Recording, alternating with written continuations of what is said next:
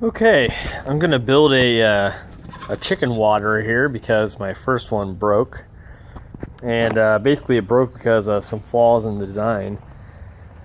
So I'm gonna show you guys what I did originally and then what not to do. So originally I used these cheap buckets from Lowe's, and not a real fan of Lowe's anyway, but these ones were definitely cheapos because they broke real easy. But anyway, I drilled 3 holes, which I'll be doing again.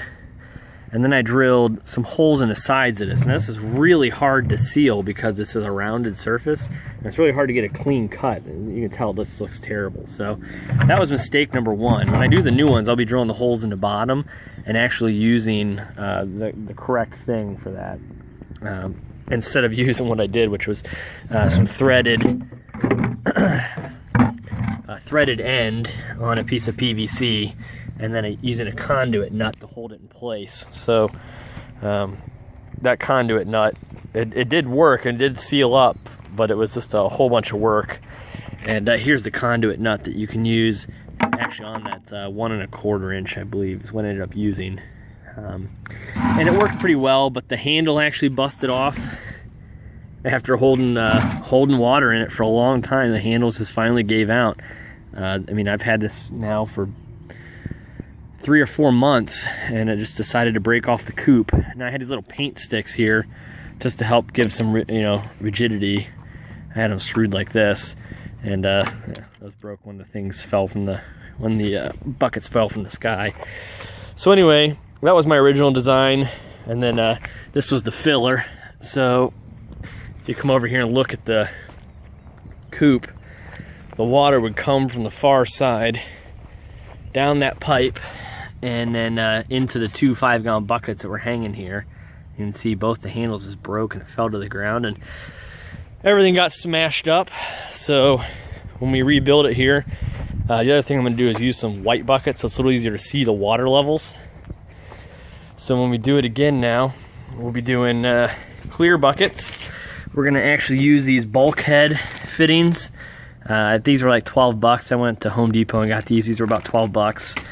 And a couple other fittings. This fitting actually screws into the bulkhead fitting and turns it back into standard PVC non-threaded.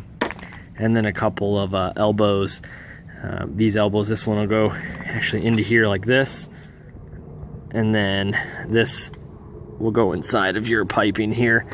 And this is all 3/4 inch stuff, and I can't remember what this is. This might be 1 inch, but anyway, the inner diameter matched the fitting on here, so it just goes right in the end like this. So that's why I bought those. So I'm gonna pause the video here and drill a couple holes and show you where we're at. Now here's something that you're gonna need to drill these holes. Basically, I just used a hole saw and I just matched it up to the size that I needed and drilled my hole.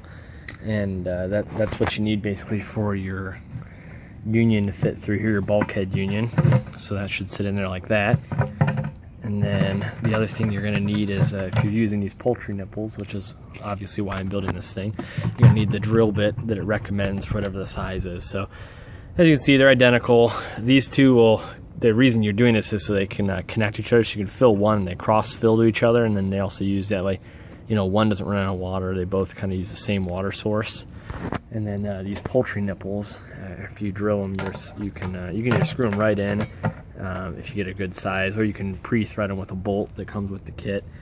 And since I'm reusing these, I had to get some new grommets here, or O-rings. These were number 8s. This happens to be the size that fit with mine, because when I reused them, I lost the little plastic things that are on here. I mean, they're still on here, but they're pretty brittle now, so I'm just going to use the O-ring on them. And with everything, when dealing with water, I definitely recommend you just use some little bit of tape, Teflon tape with everything, and helps give you a good seal on everything. So I'm going to kind of put it together here, and then I'll come back and we'll move on from there. Sorry, it got a little dark outside. But anyway, you got your poultry nipples installed, and they screwed right in. Put those O-rings on the bottom to create a good seal. You got your bulkhead adapter screwed into place, threaded in with the 3/4 inch male threaded adapter to just a regular 3/4 inch pipe. And then I got an elbow that had a, I guess you could call it maybe it's a 90-degree elbow, but I can't remember what you call this fitting anyway here, but the pipe just slides over top of it. So I just put some pipe cleaner and pipe glue on the inside of the pipe and on the outside of this elbow, pushed it together, did both at the same time so I could get them, just to give it a quarter snug, quarter turn on each one to make sure the seal was good, and taped those up. And then same thing with these ones. Actually, I should say I put it in this order. I put the bulkhead in, put this threaded end in, I glued this piece in, I glued this piece in, then I glued the straight on so that everything ended up being level. But yeah, that's it. So now they should cross fill each other. I learned my lesson last time too.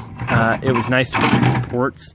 So this is like a furring strip. Actually, this is really a stake, an outside stake that you use like marking your driveway in the winter or whatever else.